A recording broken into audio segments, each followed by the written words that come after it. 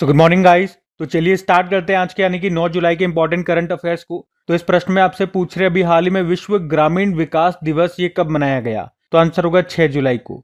English में बोलोगे तो वर्ल्ड रूरल डेवलपमेंट डे, ये 6 जुलाई को मनाया गया। इस साल ये दिवस पहली बार मनाया जा रहा है। मनाने का उद्देश्य है ग्रामीण क्षेत्रों में जीवन को बेहतर बनाने के महत्व को उजागर करना। ये दिन ग्रामीण समुदायों में गरीबी, भूखमरी, खराब बुनियादी ढांचे यानी कि इंफ्रास्ट्रक्चर और डिजिटल पहुंच की कमी जैसे मुद्दों पर वैश्विक ध्यान आकर्षित करता है। और थीम की बात करें, इस दिवस की थीम क्या है? Rural global impact. अच्छा, ग्रामीण से ही एक दिवस और बनता है, अंतरराष्ट्रीय ग्रामीण महिला दिवस। वो याद रखना 15 अक्टूबर को होता है। और ये विश्व ग्रामीण विकास दिवस है जो 6 जुलाई को अब से हम मना रहे हैं। एक बार जुलाई में देख लेते हैं कौन कौन से दिवस हम मना चुके हैं। तो 1 जुलाई को नेशनल डॉक्टर डे मनाया, 1 जुलाई को जीएसटी डे, 1 जुलाई को राष्ट्रीय डाक कर्मचारी दिवस, 2 जुलाई को विश्व खेल पत्रकार दिवस, 5 जुलाई को अंतर्राष्ट्रीय सहकारिता दिवस जो कि जुलाई के पहले सैटरडे को होता है, और 6 जुलाई को विश्व जूनोसिस दिवस के रूप में भी मनाया था। ठीक है, तो ये अभी तक के जुलाई के डेज है, ध्यान में रखना। अगला प्रश्न देखते हैं। फिर अगले में पूछ रहे हैं हाल ही में launch confession of a Shakespeare addict, ये बुक का नाम है। इस बुक के लेखक कौन है? तो आंसर होगा वीएस रवि। तो रिटायर्ड आईपीएस ऑफिसर है वीएस रवि, और उन्होंने ही अपनी अभी एक नई बुक लॉन्च की है। उसका नाम है confessions of a Shakespeare addict. ये किताब शेक्सपियर में उनकी आजीवन रुचि की कहानी बताती है। तो हमें तो बुक का नाम और उसके लेखक का नाम याद रखना है। इसके अलावा कुछ और इंपॉर्टेंट बुक्स मैं आपको और रिवाइज कराता हूँ। देखो, Indira Gandhi and the year that transformed India, इसको लिखा श्रीनाथ राघवन ने। The women who ran AIIMS the memoir of a medical pioneer को लिखा डॉक्टर स्नेहा भार्गव ने। रेडी रेलेवेंट एंड रिसर्जेंट को लिखा जनरल अनिल चौहान ने। The diary of a cricketer's wife को लिखा पूजा पुजारा ने। Kashmir insurgency deconstructing the state response revisiting, इसको लिखा योगिंदर गंधारी ने। मोदीज नीति शास्त्र द वर्ल्ड्स हिज ऑयस्टर को लिखा आदेश अग्रवाल ने। डिफरेंट स्ट्रोक्स 1998 से 2014, इसको लिखा A K. Bhattacharya. Women life freedom को लिखा चौरा मकरमी ने। मैं बूंद स्वयं खुद सागर हूँ, Ashutosh Agnihotri. Wings to our hope volume 2, इसमें राष्ट्रपति द्रौपदी मुर्मू जी के भाषण हैं, उनके भाषणों का संग्रह है ये पुस्तक। The new world 21st century global order in India, इसको राम माधव ने लिखा। शिखर धवन की अभी ऑटोबायोग्राफी आई है जिसका नाम है the one, cricket my life and more. और हिस्ट्री दैट इंडिया इग्नोर्ड, इस बुक को लिखा है प्रेम प्रकाश ने। तो ये 13 बिल्कुल लेटेस्ट बुक्स मैंने आपको रिवाइज कराई, ध्यान में रखना। अगला प्रश्न देखते हैं। फिर अगले में पूछ रहे हैं हाल ही में कौन सा देश न्यू डेवलपमेंट बैंक में शामिल हो गया है? तो आंसर हो गया उज्बेकिस्तान और कोलंबिया। तो उज्बेकिस्तान और कोलंबिया अब आधिकारिक तौर पर न्यू डेवलपमेंट बैंक के सदस्य बन गए हैं। और इस तरह से अब न्यू डेवलपमेंट बैंक के टोटल कितने सदस्य देश हो गए? तो 11 हो गए हैं, जिसमें से 10वां कोलंबिया बना और 11वां उज्बेकिस्तान। न्यू डेवलपमेंट बैंक की बात करते हैं। देखो, इसको ब्रिक्स डेवलपमेंट बैंक या ब्रिक्स बैंक भी बोलते हैं। और इसकी जो स्थापना है ये 2014 में हुई थी ब्राजील के फोर्टालिजा में, जब छठा ब्रिक्स समिट हुआ था। उसी दौरान इसकी स्थापना के समझौते पर हस्ताक्षर किए गए थे, लेकिन बैंक का जो परिचालन है वो शुरू हुआ था 2015 में। हेडक्वार्टर मिलेगा शंघाई चाइना में। वर्तमान में अध्यक्ष दिल्मा रूसेफ हैं जो ब्राजील से हैं, और इसके पहले अध्यक्ष थे केवी कामत जो कि भारतीय थे। तो अभी सदस्य देशों की संख्या हमने कहा 11 हो चुकी है। कौन कौन से वो 11 सदस्य देश हैं? Brazil, Russia, Bharat, China, south Africa, Bangladesh, UAE, Egypt, Algeria. ये अभी अल्जीरिया 2025 में ही नवा सदस्य देश बना था। अभी 10वां बन गया कोलंबिया और 11वां बन गया उज्बेकिस्तान। और इस बैंक की स्थापना करने का उद्देश्य क्या है? विकासशील देशों को बुनियादी ढांचे और सतत विकास परियोजनाओं के लिए वित्तीय सहायता प्रदान करना। अब जैसे ही इसके नए सदस्य बने ना, इसी तरह के कुछ और प्रश्न मैं आपको रिवाइज करा रहा हूं, जिसमें कुछ संगठन है उनके नए सदस्य भी कौन कौन से देश बने हैं। जैसे कि G20 का नवीनतम सदस्य बना था अफ्रीकन यूनियन, जिसका मुख्यालय एडिस अबाबा इथोपिया में है। देखो, अगर देखोगे पिछले साल तो इसमें 4 नवीनतम सदस्य देश बने थे, ईरान, यूएई, इथोपिया और इजिप्ट। वैसे तो 6 बने थे, इसमें अर्जेंटीना भी था, लेकिन अर्जेंटीना ने मना कर दिया था और सऊदी अरब ने बाद में मना कर दिया था। और अभी 2025 में इंडोनेशिया इसका 10वां सदस्य देश बन गया। आसियान का 11वां सदस्य देश ईस्ट तिमोर तिमोर लिस्ते बना था। संघाई कॉपरेशन ऑर्गेनाइजेशन का 10वां सदस्य देश बेलारूस बना, उससे पहले नवा ईरान बना था। इंटरनेशनल मॉनेटरी फंड का 191 नंबर का अभी लेटेस्ट सदस्य बना था लिechtenstein, 2024 की ये बात है। और वर्ल्ड बैंक के टोटल सदस्य देश है 189 नंबर का नाउरू है। यूनाइटेड नेशन में 193 है, 193 नंबर का लेटेस्ट है साउथ सूडान। नाटो का 32वां सदस्य देश बना था स्वीडन। इंटरनेशनल सोलर अलायंस का 100वें नंबर का सदस्य देश पराग्वे बना था, उससे पहले 99 नंबर का स्पेन, 101वें नंबर का नेपाल और लेटेस्ट 105वां बना था मालदोवा। यूरो करेंसी को अपनाने वाला 20वां देश क्रोएशिया है। उसके अलावा संयुक्त राष्ट्र कमांड में 18वां सदस्य देश बना जर्मनी। न्यू डेवलपमेंट बैंक ये हमने पढ़ी लिया, नवा अल्जीरिया बना था इसी साल और अब दो और बन गए, 10वां और 11वां। कौन सा? कोलंबिया और उज्बेकिस्तान। एशियन डेवलपमेंट बैंक का नवीनतम सदस्य इजराइल बना था 69 नंबर का। एशियन इंफ्रास्ट्रक्चर इन्वेस्टमेंट बैंक का नवीनतम सदस्य ये नाउरू बना था 110वां।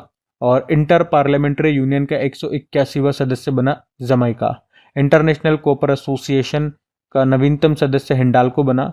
भारत जो है ये बिग डेटा और डेटा विज्ञान पर संयुक्त राष्ट्र विशेषज्ञों की समिति में शामिल हो गया है। ब्रिक्स ग्रुप का नवा पार्टनर स्टेट नाइजीरिया बना। ओपेक प्लस समूह में नया सदस्य बना ब्राजील। इंटर पार्लियामेंट्री यूनियन का 182वां सदस्य बेलीज बना था। और इंटरनेशनल क्रिमिनल कोर्ट से बाहर होने वाला पहला यूरोपीय देश अभी हंगरी बना था। उसके अलावा पूछे किस देश ने यूनेस्को से अलग होने की घोषणा की थी? निकारागुआ। WHO से कौन कौन से देश अभी अलग हो गए? अमेरिका और अर्जेंटीना। ठीक है, तो ये सभी ध्यान में रखना, सभी इंपॉर्टेंट प्रश्न है। अगला प्रश्न देखते हैं। फिर अगले में पूछ रहे हैं कि नीति आयोग के उत्तर पूर्वी क्षेत्र सतत विकास लक्ष्य सूचकांक 2023-24 में कौन सा जिला टॉप पे रहा? तो सही उत्तर होगा हनाहथियाल जिला। तो अभी नीति आयोग ने north east region district sustainable development goal index report 2023-24 को अभी जारी किया है। ये इस रिपोर्ट का, इस इंडेक्स का दूसरा एडिशन है और इसमें यूनाइटेड नेशन के सस्टेनेबल डेवलपमेंट गोल के लक्ष्यों को प्राप्त करने में 8 पूर्वोत्तर राज्यों के 121 जिलों को रैंक दी गई है या इस इंडेक्स में शामिल किया है। तो इसमें पहले स्थान पे कौन सा जिला रहा? तो हनहतियाल जिला, ये मिजोरम का है। दूसरे स्थान पे चम्फाई जिला है, ये मिजोरम का ही है। और तीसरे पे गोमती जिला है त्रिपुरा का। सबसे आखिरी में 121वें स्थान पर है लोंगडिंग जिला, जो कि अरुणाचल प्रदेश का है। तो इसमें बता रहे हैं कि हमारे जो पूर्वोत्तर राज्य हैं उनमें कौन सा जिला सस्टेनेबल डेवलपमेंट गोल्स को अचीव करने के लिए प्रयास कर रहा है और आगे बढ़ रहा है। तो इस इंडेक्स को किसने तैयार किया है? नीति आयोग ने donor ministry development of north east region ministry के साथ मिलकर के तैयार किया है। ये इसका दूसरा एडिशन है, याद रखना। इसका पहला जो एडिशन आया था वो 2021 में आया था, तो अब जाकर के 2025 में ये दूसरा एडिशन है, तो इंपॉर्टेंट रहेगा प्रश्न। बाकी नीति आयोग की बात करें, देखो नीति आयोग जिसे पहले योजना आयोग के नाम से जानते थे, नीति में फुल फॉर्म हो गई national institution for transforming India. इसके अध्यक्ष होते हैं जो भारत के प्रधानमंत्री यानी कि नरेंद्र मोदी, उपाध्यक्ष डॉक्टर सुमन के बेरी और CEO BVR सुब्रमण्यम। अब नीति आयोग से ही कुछ और प्रश्न जो आपके न्यूज में रहे, जैसे कि नीति आयोग ने sustainable development goal India index 2023-24 को जारी किया, तो उसमें भारत का स्कोर याद रखना 71 था। ये प्रश्न एग्जाम में आया था और टॉप पे उत्तराखंड और केरल था। नीति आयोग के महिला उद्यमिता चैप्टर में शामिल होने वाला पहला राज्य बना तेलंगाना। नीति आयोग के पहले राजकोषीय स्वास्थ्य सूचकांक 2025 में पहले स्थान पर उड़ीसा है। नीति आयोग ने किसकी अध्यक्षता में एम्स के आधुनिकीकरण के लिए समिति का गठन किया? VK Paul. Frontier tech hub, इसको भी लॉन्च किया नीति आयोग ने, जिसका उद्देश्य है क्वांटम कंप्यूटिंग को विकसित करना। नीति आयोग का पूर्णकालिक सदस्य बनाया गया राजीव गौबा को। नीति आयोग ने ट्रेड वॉच नाम से एक रिपोर्ट जारी की थी। उसके अलावा नीति आयोग के अनुसार भारत जापान को पीछे छोड़कर दुनिया की चौथी सबसे बड़ी अर्थव्यवस्था बन गया है। ठीक है, तो ये नीति आयोग इन सब कारण से न्यूज में था। ये इसी साल के हैं पॉइंट्स, ध्यान में रखना। अगला प्रश्न देखते हैं। फिर अगले प्रश्न में आपसे पूछ रहे हैं, अभी हाल ही में भारत के पहले नेशनल बायो बैंक का उद्घाटन ये कहाँ पे किया गया? तो आंसर होगा नई दिल्ली में। तो अभी 6 जुलाई को हमारे साइंस एंड टेक्नोलॉजी जो मिनिस्टर है जितेंद्र सिंह, अभी उन्होंने ही भारत के पहले नेशनल बायो बैंक का उद्घाटन किया है। ये बायो बैंक दिल्ली में CSIR IGIB यानी कि institute of genomics and integrative biology में स्थापित किया गया है। इसे फिनोम इंडिया इनिशिएटिव के तहत स्थापित किया गया है। अब इसमें 10,000 से ज्यादा लोगों का जेनेटिक और हेल्थ डेटा स्टोर किया जाएगा। तो क्या है ये नेशनल बायो बैंक? ये एक तरीके का डेटा सेंटर होता है जिसमें भारतीयों का जेनेटिक और हेल्थ डेटा स्टोर किया जाता है और इस डेटा का इस्तेमाल कर लोगों को उनके अकॉर्डिंग इलाज दिया जा सकेगा। इस डेटा का यूज दुर्लभ बीमारी जैसे कैंसर, डायबिटीज और दिल की बीमारियों पर रिसर्च करने के लिए किया जा सकेगा। तो याद रखेंगे ये भारत का पहला नेशनल बायो बैंक है जो अभी स्थापित किया गया नई दिल्ली में। अब यहाँ पे देखो, भारत के ही पहले से संबंधित कुछ इंपॉर्टेंट क्वेश्चंस मैं आपको रिवाइज कराता हूँ। पूछे, भारत की पहली समुद्री केंद्रित गैर बैंकिंग वित्तीय company, non banking financial company ये बनी सागरमाला फाइनेंस कॉर्पोरेशन लिमिटेड। और सागरमाला कार्यक्रम पूछे ना अगर कब शुरू हुआ था? मार्च 2015 में, जिसका उद्देश्य है देश के तटीय और अंतरराष्ट्रीय जलमार्गों का विकास करना। भारत के परमाणु small modular mission SMR mission के तहत पहला परमाणु ऊर्जा संयंत्र ये कहाँ पर स्थापित होगा? बिहार में, बिहार के नवादा जिले के रजौली में। भारत का पहला AI संचालित स्मार्ट ट्रैफिक सिस्टम ये कहाँ पर लॉन्च किया गया? दिल्ली के द्वारका एक्सप्रेसवे पे। भारत की पहली क्वांटम कंप्यूटिंग वैली ये आपको मिलेगी अमरावती, आंध्र प्रदेश में। भारत का पहला ग्रीन डेटा सेंटर ये उत्तर प्रदेश के गाजियाबाद में बनाया जाएगा। भारतीय नौसेना की पहली महिला फाइटर पायलट बनी आस्था पूनिया। और भारत की पहली QR आधारित डिजिटल हाउस एड्रेस प्रणाली किस शहर में शुरू की गई? इंदौर। भारत का पहला लकड़ी का गुरुद्वारा ये कहाँ पर स्थापित किया गया? पंजाब के फाजिल्का में। भारत का पहला निजी सैटेलाइट इंटरनेट कौन शुरू करेगा? अनंत टेक्नोलॉजी, हैदराबाद की कंपनी है। मशरेक ये गुजरात में स्थित गिफ्ट सिटी में प्रवेश करने वाला किस देश का पहला बैंक बना? UAE। और राशन के लिए फेस ID का उपयोग करने वाला पहला राज्य बन गया हिमाचल प्रदेश। और भारत का पहला ट्रांसजेंडर अस्पताल ये आपको मिलेगा हैदराबाद में। ठीक है, तो भारत के पहले से संबंधित ये कुछ लेटेस्ट करंट अफेयर्स के प्रश्न हमने देखे, ध्यान में रखना। अगला प्रश्न देखते हैं। फिर अगले में पूछ रहे हैं कि अभी हाल में प्रधानमंत्री नरेंद्र मोदी को किस देश में की टू द सिटी पुरस्कार से सम्मानित किया गया? तो सही उत्तर होगा अर्जेंटीना। तो आपको पता है अभी प्रधानमंत्री नरेंद्र मोदी 5 देशों की यात्रा पर हैं 2 से लेकर 9 जुलाई तक। कौन कौन से 5 देश? Ghana, Trinidad and Tobago, Argentina, Brazil और नामीबिया। तो जब वे अर्जेंटीना पहुंचे तो अर्जेंटीना की जो कैपिटल है ब्यूनस आयर्स, वहीं पे उनको की टू द सिटी सम्मान से सम्मानित किया गया। ये सम्मान विश्व के प्रतिष्ठित लोगों को ही दिया जाता है जो किसी शहर के साथ विशेष संबंध बनाते हैं। ये सम्मान आप कह सकते हो भारत और अर्जेंटीना के बीच दोस्ती और विश्वास का प्रतीक है। अब मैं आपको अर्जेंटीना लेकर के चलूंगा, लेकिन उससे पहले एक बार फिर से आपको रिवाइज करा दूं अभी मोदी जी को कौन कौन से देशों के सम्मान मिले थे। इससे पहले वे त्रिनिदाद एंड टोबैगो गए थे तो वहां का सर्वोच्च सम्मान मिला उनको, जिसको कहते हैं the order of the Republic of Trinidad and Tobago. उससे पहले जब वो घाना देश गए तो वहां का भी सर्वोच्च नागरिक सम्मान मिला, officer of the order of the star. उसके पहले जैन समाज ने उनको धर्म चक्रवर्ती सम्मान से सम्मानित किया। और इसी साल जब वो साइप्रस गए थे तो वहां का सर्वोच्च नागरिक सम्मान भी मिला था, जिसको कहते हैं grand cross of the order of Makarios third. बाकी ये पूरी लिस्ट आपके सामने है जिसमें आप देखोगे 2025 और 2024 में उनको किन किन देशों के सर्वोच्च सम्मान मिले, मैं आपको रिवाइज कराता हूँ। जब वो श्रीलंका गए थे तो श्रीलंका का सर्वोच्च सम्मान मित्र विभूषण मिला। मॉरिशस ने उनको order of the star and की ऑफ द इंडियन ओशन से सम्मानित किया। बारबाडोस का order of freedom of Barbados मिला। कुवैत का order of the Mubarak the great मिला। अच्छा, 2025 में तो ये बारबाडोस तक हो गए। अब 2024 में कौन कौन से मिले वो मैं आपको बता रहा हूँ। एक तो कुवैत का मिला था, एक गुयाना का मिला था order of the excellence of Guyana. Dominica ने दिया था Dominica award of honour. Nigeria ने order of the Niger. Russia ने ऑर्डर ऑफ सेंट एंड्रयू। और भूटान ने order of the dragon king. बाकी ये 2023 वाले आ गए। तो मैंने 2024 और 2025 के इनको जो सम्मान मिले वो आपको रिवाइज करा दिए। बाकी अर्जेंटीना की बात हो रही है तो ये रहा मैप में अर्जेंटीना, साउथ अमेरिकी कॉन्टिनेंट का देश है। कैपिटल ब्यूनस आयर्स होती है, करेंसी है पेसो। प्रेसिडेंट है जेवियर मैली। और कोपा अमेरिका 2024 को अर्जेंटीना ने जीता था कोलंबिया को हरा करके। WHO से अलग हो गया है अर्जेंटीना अमेरिका के पीछे पीछे। और 2024 में ब्रिक्स में किस देश ने शामिल होने से मना कर दिया था, ये प्रश्न आया था एग्जाम में, वो अर्जेंटीना ही है। और पेरितो मोरेनो ग्लेशियर ये किस देश में स्थित है जिसका एक विशाल बर्फ खंड टूट गया था? तो आंसर होगा अर्जेंटीना। ठीक है, इन सब कारण से अर्जेंटीना न्यूज में था, ध्यान में रखना। अगला प्रश्न देखते हैं। फिर अगले में पूछ रहे हैं, हाल ही में पहली राष्ट्रीय सहकारी विश्वविद्यालय का उद्घाटन ये किस राज्य में किया गया? तो आंसर होगा गुजरात। तो अभी हमारे जो गृह मंत्री अमित शाह, उन्होंने भारत के पहले नेशनल कोऑपरेटिव यूनिवर्सिटी की आधारशिला रखी है। यह यूनिवर्सिटी गुजरात के आनंद जिले में बनाई जाएगी। इस यूनिवर्सिटी का नाम त्रिभुवन सहकारी विश्वविद्यालय है और इसका नाम अमूल के संस्थापक त्रिभुवन दास किशीभाई पटेल के नाम पर रखा गया है। अमूल की बात करें, अमूल का फुल फॉर्म होता है आनंद मिल्क यूनियन लिमिटेड। तो ये भारत की सबसे बड़ी डेयरी कोऑपरेटिव संस्था है जिसकी शुरुआत 1946 में हुई थी। बाकी इस यूनिवर्सिटी का उद्देश्य है भारत में कोऑपरेटिव्स को बढ़ाने के लिए स्टूडेंट्स को ट्रेन करना। कोऑपरेटिव्स यानी कि सहकारिता में इनोवेशन और ट्रांसपेरेंसी को बढ़ावा देना। और आपको पता है अंतर्राष्ट्रीय सहकारिता दिवस, इंटरनेशनल डे ऑफ कोऑपरेटिव्स, ये जुलाई के पहले शनिवार को मनाया जाता है। इस बार 5 जुलाई को मनाया गया, जिसकी थीम थी cooperatives during inclusive and sustainable solution for a better world. तो आपको याद रखना है कि ये भारत का पहला राष्ट्रीय सहकारी विश्वविद्यालय है। इसका उद्घाटन अभी कहाँ पे किया गया? गुजरात में किया, गुजरात के आनंद जिले में। इसी तरह से कुछ और यूनिवर्सिटीज अभी जो चर्चा में रहे, मैं आपको रिवाइज कराता हूँ। एक तो याद रखना, भारत का पहला वन विश्वविद्यालय ये आपको मिलेगा तेलंगाना में। भारत के बाहर पहला योग विश्वविद्यालय आपको मिलेगा अमेरिका में।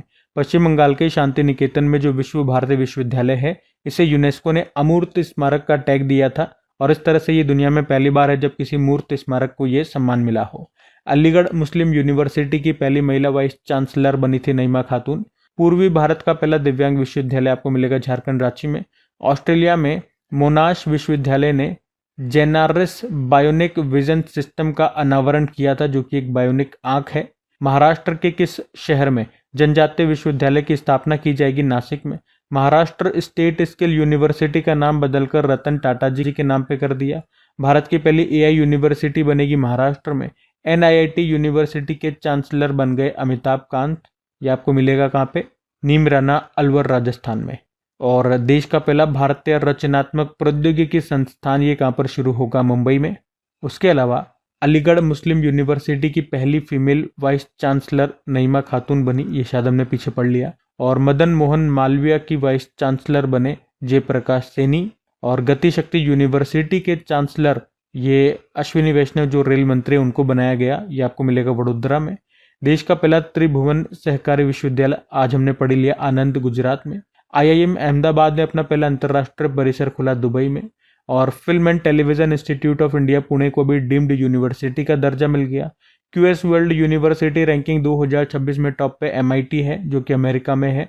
और भारत में टॉप पे आईआईटी दिल्ली है जो पूरी लिस्ट में 123वें स्थान पर रहा। ठीक है। तो इस तरह से ये सब यूनिवर्सिटीज न्यूज में रहे थे, मैंने आपको रिवाइज करा दिए, ध्यान में रखना। अगला प्रश्न देखते हैं।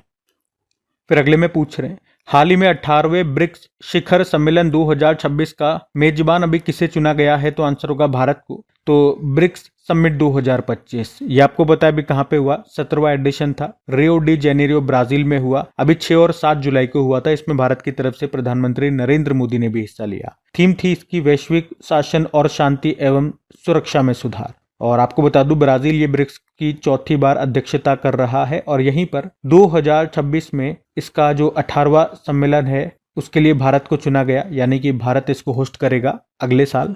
तो इतना आपको याद रखना है, प्रश्न इंपॉर्टेंट रहेगा। ब्रिक्स की बात कर लें तो इसकी शुरुआत होती है 2001 से, जब इसमें 4 सदस्य देश थे, ब्राजील, रशिया, इंडिया और चाइना। फिर 2010 में साउथ अफ्रीका इसमें शामिल हुआ। इसकी जो पहली बैठक है वो 2009 में हुई थी यकिंतबर्ग रशिया में। लास्ट टाइम मैं आपको बता दूं 2024 में इसका जो 16वां समिट हुआ था उसको होस्ट किया था रशिया ने। अभी 17वीं बैठक हुई है ब्राजील में। अब ये 18वीं बैठक जो अगले साल होगी वो भारत में होगी। और ये मैंने आपको बताई दिए, पिछले साल इसमें 4 नए सदस्य देश बने थे, 6 शामिल हुए थे स्टार्टिंग में, लेकिन अर्जेंटीना ने शुरुआत में मना कर दिया, सऊदी अरब ने बाद में मना कर दिया। तो 4 कौन कौन से शामिल हुए? यूएई, ईरान, इजिप्ट और इथोपिया। 2025 में 10वां सदस्य देश इंडोनेशिया बना। उसके अलावा ब्रिक्स समूह का 10वां नया पार्टनर स्टेट बना वियतनाम। ब्रिक्स युवा उद्यमिता सम्मेलन का आयोजन ये हुआ अभी भारत में। BRICS bank of commerce and industry के अध्यक्ष बने हरवंश चावला।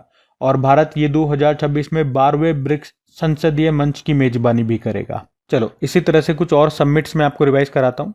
तो देखो, अभी जो 51वां G7 समिट होगा उसे होस्ट कर रहा है कनाडा। G20 समिट 2025 में होस्ट कर रहे साउथ अफ्रीका। 17वां ब्रिक्स समिट 2025 में हुआ ब्राजील में, अगले साल भारत, ये याद रखेंगे। और इस साल क्वाड समिट भारत होस्ट करेगा। 46 नंबर का आसियान समिट ये 2025 में हो रहा है, कहां पर? कुआलालंपुर मलेशिया में। बाकी आप बताना पिछले साल जो शंघाई कोऑपरेशन ऑर्गेनाइजेशन जो समिट हुआ था उसको किसने होस्ट किया था? नाटो समिट 2025 में इसे होस्ट कर रहा है नीदरलैंड, द हेग नीदरलैंड में होगा। पिछले साल ये वॉशिंगटन डीसी अमेरिका में हुआ था। छठा बिम्स्टेक समिट यह भी बैंकॉक थाईलैंड में हुआ और अब अगले साल इसको होस्ट करेगा। बांग्लादेश को अध्यक्षता सौंप दी गई है। 2025 में कोप 30 का आयोजन ये ब्राजील में होगा। पिछले साल कोप 29 ये बाकू अजरबैजान में हुआ था। इंटरपोल की गवर्नेंस कमेटी की अध्यक्षता सौंप दी गई है यूनाइटेड अरब अमीरात को। ठीक है, तो ये सब इंपॉर्टेंट सेलेक्टेड क्वेश्चंस मैं आपके लिए लेकर के आया, ध्यान में रखना। अगला प्रश्न देखते हैं। फिर अगले में पूछ रहे हैं एशियाई पैरा तीरंदाजी चैंपियनशिप 2025 में भारत ने टोटल कितने मेडल जीते? तो आंसर हो जाएगा 9 मेडल। यहाँ हम बात कर रहे हैं एशियन पैरा आर्चरी चैंपियनशिप 2025 की। अभी 2 से लेकर 7 जुलाई तक ये हुआ। कहाँ पे? बीजिंग, चाइना में। इसमें भारत ने टोटल 9 मेडल जीते हैं। 3 गोल्ड हैं, 3 सिल्वर, 3 ब्रोंज हैं। और इस तरह से मेडल टैली में अगर देखोगे तो पहले स्थान पे तो चाइना है, 10 gold, 4 silver, 3 bronze, total 17 medal. दूसरे स्थान पे भारत है, तीसरे स्थान पे सिंगापुर है। अच्छा, भारत ने 3 गोल्ड जीते, वो 3 गोल्ड कौन कौन लेकर के आए? तो हरविंदर सिंह, और उसके अलावा डोमेस्टिक कैटेगरी में आए, एक तो हरविंदर और भावना लेकर के आई, और एक वुमेन्स डबल में शीतल देवी और ज्योति लेकर के आई हैं। तो इस तरह से 3 गोल्ड हमारे पास आए। बाकी एशियन पैरा आर्चरी चैंपियनशिप की बात करें, हर 2 साल में ये चैंपियनशिप होती है। एशिया के लिए एक आर्चरी चैंपियनशिप है। आर्चरी मतलब होता है तीरंदाजी। इसकी शुरुआत हुई थी 1980 में। इसका लास्ट एडिशन अभी 2023 में होता बैंकॉक थाईलैंड में, और इस साल ये हुआ है बीजिंग, चाइना में। बाकी 2 पॉइंट और याद रखना कि 2025 में ही वर्ल्ड पैरा आर्चरी चैंपियनशिप होगा, इस साल सितंबर में, ग्वांगजू, साउथ कोरिया में। और एशियन पैरा गेम्स अगले साल जो होंगे वो नागोया, जापान में होंगे। वर्ल्ड आर्चरी एशिया की बात करें, स्थापना होती है 1978, हेडक्वार्टर सियोल, साउथ कोरिया, यहां पर आपको मिलेगा। तो सब ध्यान रखना। अगला प्रश्न देखते हैं। फिर अगले में पूछ रहे हैं हाल ही में एलन मस्क के द्वारा अमेरिका में स्थापित राजनीतिक पार्टी का नाम क्या है? तो आंसर होगा अमेरिका पार्टी। तो अभी दुनिया के सबसे अमीर व्यक्ति एलन मस्क ने अमेरिका पार्टी नाम से एक नई पॉलिटिकल पार्टी की स्थापना की घोषणा की है। और वैसे मैं आपको बता दूं, अमेरिका में 2 ही मुख्य रूप से सबसे बड़ी पार्टियां हैं, रिपब्लिकन पार्टी और डेमोक्रेटिक पार्टी। और अभी जो अमेरिका के प्रेसिडेंट है डोनाल्ड ट्रंप, उनकी पार्टी का नाम है रिपब्लिकन पार्टी, जिसका चुनाव चिन्ह हाथी है, और इसे ग्रैंड ओल्ड पार्टी के नाम से भी जानते हैं। और ऐसा कहा जाता है कि एलन मस्क ने 2024 में राष्ट्रपति पद के लिए जो चुनाव हुए थे उसमें डोनाल्ड ट्रंप को जिताने में महत्वपूर्ण भूमिका निभाई थी। उन्होंने डोनाल्ड ट्रंप के चुनाव अभियान पर लाखों डॉलर खर्च किए थे, और उनका जो एक सोशल मीडिया प्लेटफॉर्म है ट्विटर, उसका इस्तेमाल ट्रंप के पक्ष में माहौल बनाने में किया था। बाद में जब डोनाल्ड ट्रंप राष्ट्रपति बने तो उन्होंने एलन मस्क को डॉज यानी कि डिपार्टमेंट ऑफ गवर्नमेंट एफिशिएंसी का प्रमुख भी बनाया था, और इसे सरकारी खर्च को कम करने और अमेरिकी सरकार के बड़े घाटों को कम करने के लिए इसकी स्थापना की गई थी। पर बाद में एलन मस्क ने अमेरिकी सरकार के नए कर और खर्च विधेयक का विरोध किया था, और उन्होंने कहा था कि इससे अमेरिकी अर्थव्यवस्था दिवालिया हो जाएगी। और जब उसकी बात नहीं मानी गई तो उन्होंने फिर डॉज के पद से भी इस्तीफा दे दिया, और अब उन्होंने अपनी एक नई पार्टी शुरू कर ली है जिसका नाम है अमेरिका पार्टी। और यहाँ पे जो ये तो रिपब्लिकन पार्टी तो इनकी हो गई डोनाल्ड ट्रंप की, और एक डेमोक्रेटिक पार्टी भी है जिसका चुनाव चिन्ह होता है डोंकी। पिछले साल जो राष्ट्रपति थे ना जो बाइडन, वो इसी पार्टी के थे। ठीक है, तो ध्यान रखना। बाकी ये थी आज की हमारी करंट अफेयर्स की क्लास। कमेंट करके जरूर बताइएगा सेशन आपको कैसा लगा। अच्छा लगा तो प्लीज़ अपने दोस्तों के साथ में स्टडी ग्रुप में शेयर ज़रूर कीजिएगा अपने इस वीडियो को लाइक नहीं करा तो लाइक कर देना। बाकी डेली क्विज अपलोड होती है ताकि आप इनकी प्रैक्टिस कर सको। MCQ फॉर्मेट में क्विज आपको मिलेगी अपनी क्रिक एग्जाम एप्लीकेशन पे। PDF आपको मिल जाती है डेली अपनी टेलीग्राम चैनल पे। टेलीग्राम और एप्लीकेशन दोनों का लिंक डिस्क्रिप्शन बॉक्स में है। एप्लीकेशन को डायरेक्ट आप गूगल प्ले स्टोर से भी इंस्टॉल कर सकते हो। बाकी चलो अभी कल के करंट अफेयर्स का आपको क्विक रिवीजन करवा देते हैं और सेशन एंड करते हैं। तो कल पहला प्रश्न आपसे पूछा था, सूरीनाम की पहली महिला राष्ट्रपति कौन बनी है? Jennifer Simmons. फिर पूछा 2025 का गोल्ड कप खिताब किसने जीता? मैक्सिको। फिर पूछा राशन के लिए फेस ID का उपयोग करने वाला पहला राज्य बन गया हिमाचल प्रदेश। भारत का पहला ट्रांसजेंडर अस्पताल ये कहाँ पर खोला गया? हैदराबाद। विश्व बैंक के सबसे समानता वाले देशों के गिनी इंडेक्स 2022 में भारत कौन से स्थान पे रहा? चौथे स्थान पे। और आईसीसी ने किसे नया सीईओ बनाया है? संजू गुप्ता को। किस राज्य ने पंडित दीनदयाल उपाध्याय गरीबी मुक्त ग्राम योजना शुरू की? राजस्थान। और ब्रिटिश फार्मूला 1 ग्रैंड प्रिक्स का खिताब जीत लिया है लैंडो नॉरिस ने।